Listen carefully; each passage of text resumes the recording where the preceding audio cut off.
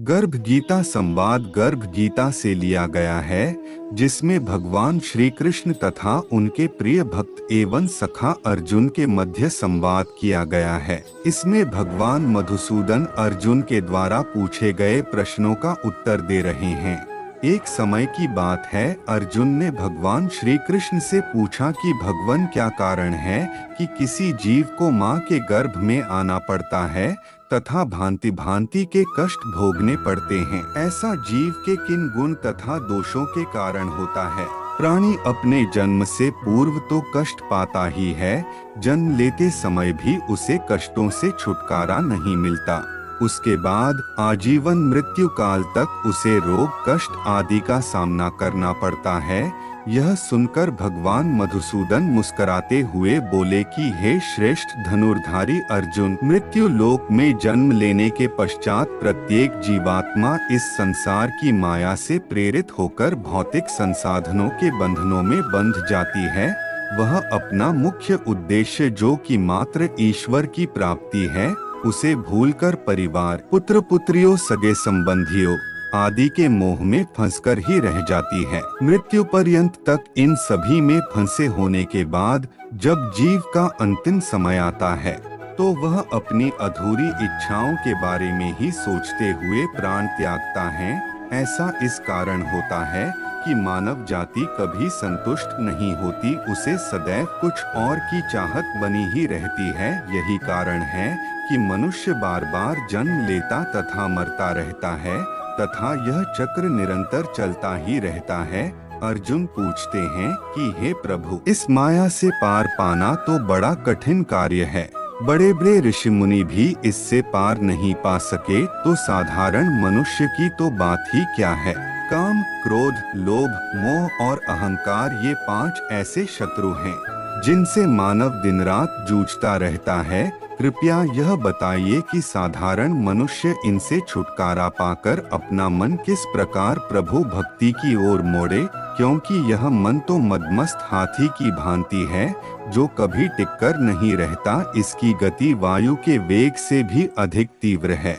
इस मन रूपी मस्त हाथी को किस प्रकार नियंत्रित किया जा सकता है। श्री कृष्ण कहते हैं कि मन रूपी हाथी को नियंत्रित करने के लिए ज्ञान रूपी अंकुश की आवश्यकता होती है। भक्ति और ज्ञान को अभ्यास के द्वारा ही प्राप्त किया जा सकता है। अहंकार करने से मानव का जीवन नरक के समान हो जाता है। उसका मन सदैव व्याकुल ही रहता है तथा कभी शांत नहीं रहता। अर्जुन पूछते हैं, क्या कारण है कि किसी की पत्नी की मृत्यु अल्प आयु में ही हो जाती है तथा पिता के रहते पुत्र की मृत्यु हो जाती है। श्री कृष्ण कहते हैं कि जो व्यक्ति कर्ज लेकर उसे नहीं चुकाता, उसके दंड स्वरूप उसकी पत्नी की मृत्यु हो जाती है तथा जो किसी व्यक्ति की अमानत लेकर उसे नहीं लौटाता, उसके बच्चे मर जाते हैं। ये बड़े भयंकर पाप हैं। मनुष्य किस कारण से आजीवन रोगी रहता है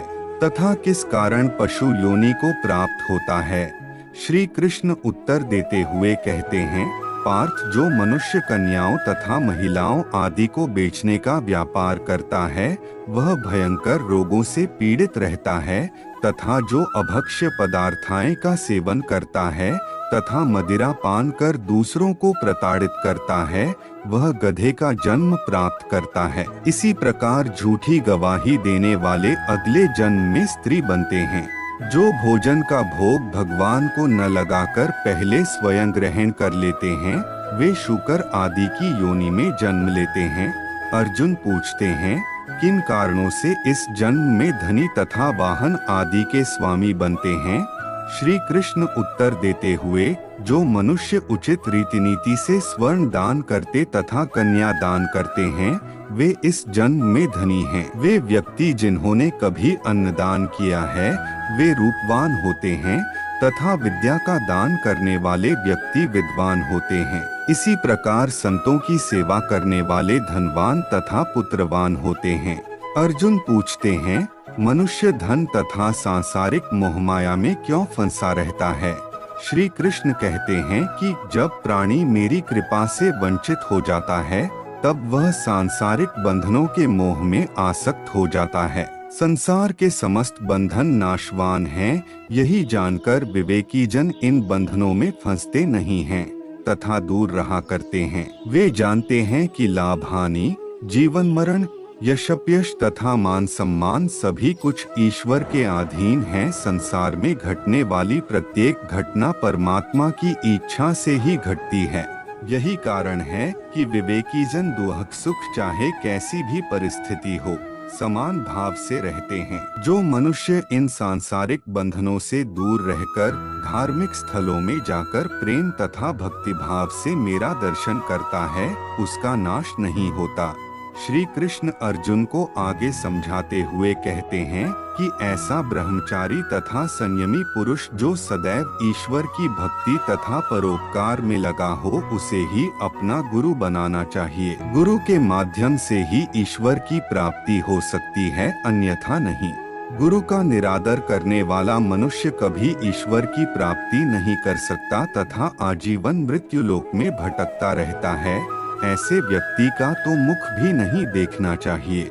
समस्त संसार के गुरु जगन्नाथ हैं। विद्या का गुरु काशी है तथा ब्राह्मण का गुरु सन्यासी है। सन्यासी उसे कहते हैं जो कि सब कुछ त्याग कर मुझ में रम गया हो तथा अपना सर्वस्व ही मुझे समर्पित कर दे। गुरु से विमुख व्यक्ति का तो भजन भी अपवित्र होता है, उसके सभी कर्म निष्फल होते हैं।